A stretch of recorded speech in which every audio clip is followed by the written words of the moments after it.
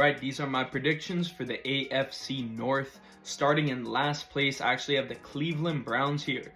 Now, the Cleveland Browns do have one of the best, if not the best, defense in the NFL.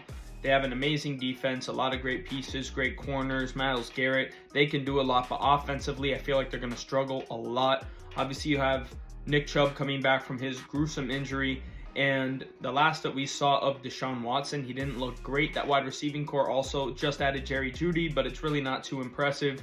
I think that they're going to struggle a lot offensively and succeed defensively, just like we saw last year. And I have them finishing with maybe 6 to 7 wins. In third place, I have the Pittsburgh Steelers. Now, on paper, I do think that the Steelers roster is worse than the Browns roster.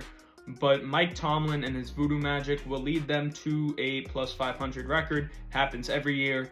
All the chips could be stacked against them, and somehow they will still finish plus 500. So I have them winning 9 games.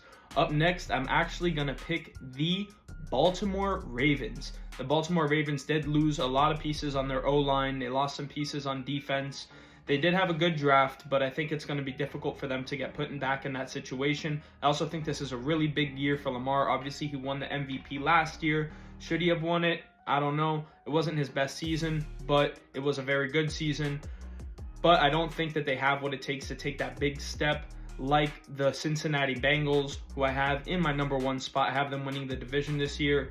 They did lose T. Higgins on offense, but besides that, they're running it back with a very similar team.